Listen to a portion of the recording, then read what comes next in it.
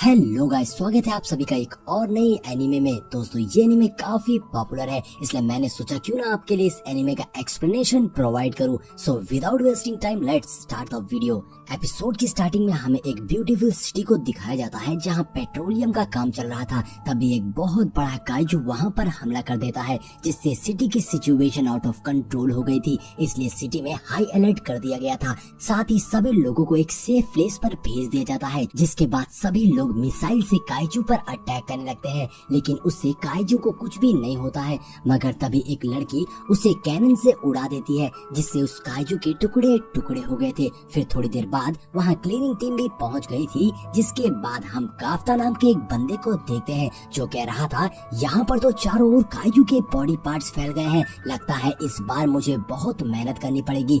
इतना कहते ही वो और उसकी टीम अपने काम पर लग जाती है। अब हम असीरो नाम के एक लड़की को देखते हैं जिसने काइजू को मारा था, इसलिए सभी लोग और मीडिया उससे मिलने के लिए काफी एक्साइटेड थे। उधर काफ्ता और उसके साथी काइजू के बॉडी पार्ट्स को साफ कर रहे थे। तभी काफ्ता के पास एक ड्रोन सैंपल लेने के लिए आता है। काफ्ता उसके सैंपल को दे देता है और फिर अपने टीम से कहता है इसका स्टमक बहुत ही मोटा है, इसे कट करने के लिए मुझे कटर की जरूरत पड़ेगी। तभी उसका साथी काइजू के एक ओरिजिन को मशीन से काटने लगता है। वहीं काफ्ता उसे ऐसा करने से रोकने ही वाला था कि तभी वो ओरिजिन वही फट जाता है, जिससे काइजू का गरम गरम खून उस पर्सन पर गिर जाता है। काफ्ता उस पर्सन के पास आकर उसे दवा लगाता है और कहता है तुम परेशान मत हो, ये जल्द ही ठीक हो जाएगा। काम करने के दौरान कभी कभी ऐसा होता रहता है।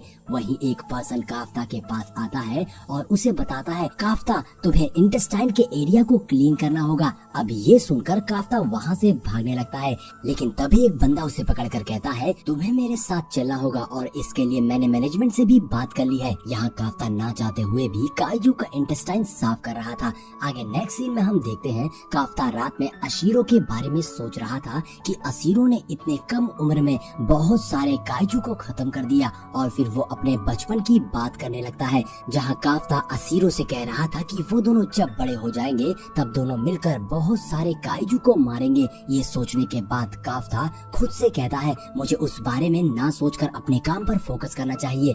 अब नेक्स्ट डे काफ्ता अपने काम पर निकल गया था, जहां उसका दोस्त उसे एक न्यू मेंबर के बारे में बता रहा था कि ये भी डिफेंस फोर्स ज्वाइन करना चाहता है और इसका नाम एचिकाडा है। साथ ही साथ वो एचिकाडा को काफ्ता के बारे में भी बताता है कि ये भी कभी डिफेंस फोर्स ज्वाइन करना चाहता था, लेकिन अब वो डिफेंस छोड़कर ये सब कर रहा है। तब एचिकाडा काफ्ता से पूछता है सर आपने डिफेंस फोर्स क्यों ज्वाइन नहीं किया? काफ्ता बताता है मैं बस अपनी लिमिट तक पहुंच गया था, इसलिए मैंने डिफेंस फोर्स छोड़ दिया और तुम भी जब बड़े हो जाओगे तब तुम्हें सब समझ में आ जाएगा। और फिर इसके बाद वो सब ड्रेस चेंज करके अपने काम पर चले जाते हैं, जहां हम देखते हैं एचिकाडा को भी इंटेस्टाइन साफ करने का काम मिलता है, इसलिए वो सब उसे साफ करने चले जाते हैं। फिर कुछ समय के बाद वो सभी लंच कर रहे होते हैं, लेकिन एचिकाडा को काम की वजह से उल्टी आ रही थी, जो देखकर काफ्ता हंस रहा होता है और एचिकाडा से पूछता है तुम खाना क्यों नहीं खा रहे हो? जिसपे एचिकाडा कहता है मेरा मन नहीं है। जिसके बाद वो सभी काइजू का इंटेस्टाइन साफ करने चले जाते हैं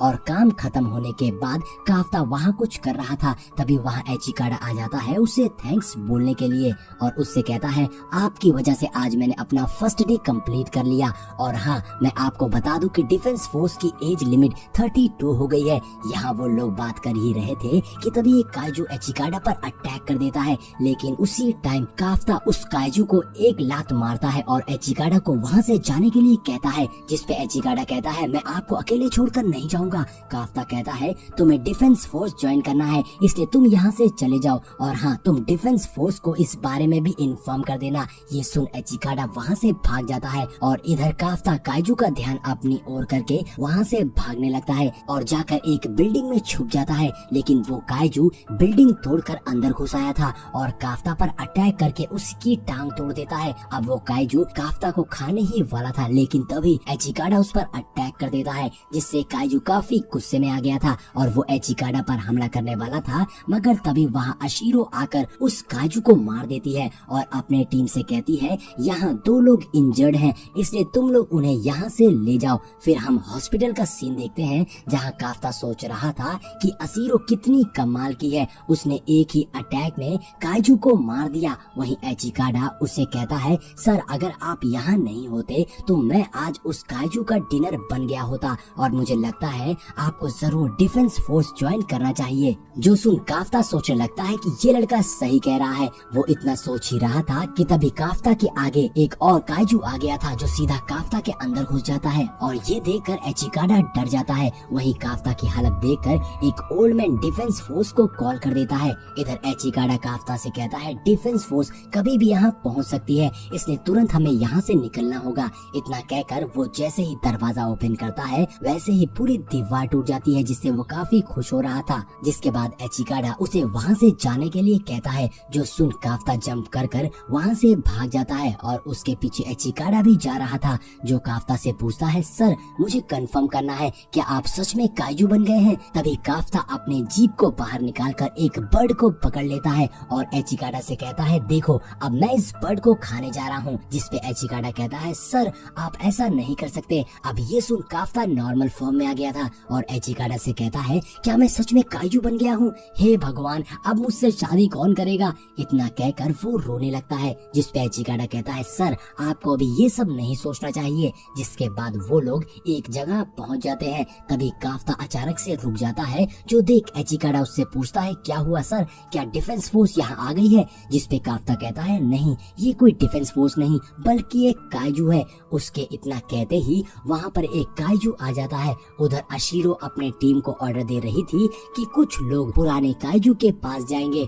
और कुछ नए काइजू के पास। वहीं एचिकाडा कह रहा था कि अब नए काइजू के आने से यहाँ पर कम लोग आ पाएंगे, अच्छा हुआ यहाँ पर लोग नहीं है। तभी वहीं एक बच्ची अपने मॉम को निकालने की कोशिश कर रही थी, लेकिन उसकी मॉम उसे वहाँ से जाने को कहती है, मगर इतने में वो काइजू उस बच्ची को देख लेता है और उसे खाने के लिए उसके पास आता है। तभी काफ्ता उसे एक पंच मारकर पीछे कर देता है और जाकर उस बच्ची को संभालता है, पर वो बच्ची काफी ज्यादा डर गई थी। मगर काफ्ता उसे देखकर स्माइल करने लगता है, जो देखकर वो बच्ची जोर जोर से रोने लगती है। काफ्ता कहता है तुम परेशान मत हो, मैं बस यहाँ से जा ही रहा था। तभी वहाँ एचिकाडा आ जाता है और वो उस बच्ची की मॉम को वहाँ से निकाल लेता है और कहता है चिंता मत करो तुम्हारी मॉम बिल्कुल ठीक है। लेकिन तभी वहाँ वो काइजू दोबारा आ गया था, जो देख काफ्ता कहता है तुम इन लोगों को लेकर यहाँ से जाओ, मैं उसे संभालता हूँ। जिसपे एचिकाडा कहता है सर आप क्या करने वाले हैं, मगर काफ्ता उसे जोर का पंच मारने के लिए रेडी था।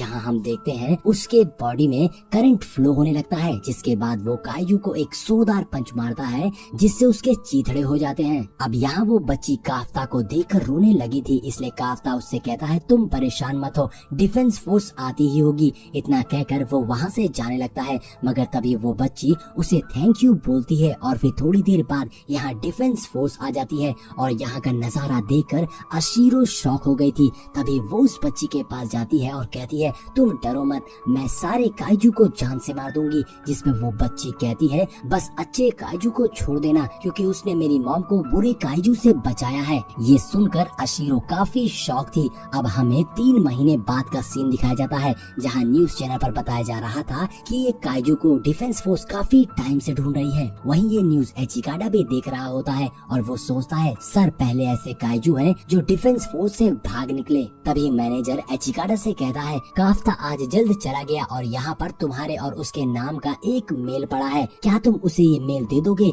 उस मेल को देखकर वहाँ के लोग कहते हैं काफ्ता हर साल एग्जाम देता है और हमें उसे चीयर करना पड़ता है। वहीं दूसरी ओर एचिकाडा उस मेल को ओपन करता है, जिसमें लिखा था काफ्ता फर्स्ट राउंड में क्वालिफाई हो गया है, इसलिए वो तुरंत जाकर ये बात काफ्ता को बताता है। लेकिन उस समय काफ्ता एक काइजू बनकर खा रहा होता है, जो देखकर एचिकाडा उस पर गुस्सा करने लगा था। क्या आप सबको बताना चाहते हैं कि आप एक काइजू हैं। जिसके बाद काफ्ता नॉर्मल फॉर्म में आ जाता है और वो काफ्ता को मेल दे देता है, जो देखकर काफ्ता काफी खुश हो गया था। एचिकाडा कहता है मुझे लगा था कि आप इसे देखकर डांस करेंगे, लेकिन आप तो एकदम शांत खड़े हैं। जिसपे काफ्ता कहता है मैं फर्स्ट राउंड हमेशा क्वालिफाई कर लेता हूँ, लेकिन सेकंड राउंड में फेल हो जाता हूँ और इस बार मैं सेकंड राउंड को भी क्वालिफाई करके रहूंगा। एचिकाडा कहता है क्या आप इस हालत में एग्जाम देने जाएंगे, क्योंकि सेकंड राउंड में बहुत ऑफिसर्स रहते हैं और अगर आप गलती से काजू बन गए तो वो लोग आपको जान से मार देंगे। जिसपे काफ्ता कहता है मैंने सेकंड राउंड के लिए 3 महीने मेहनत करी है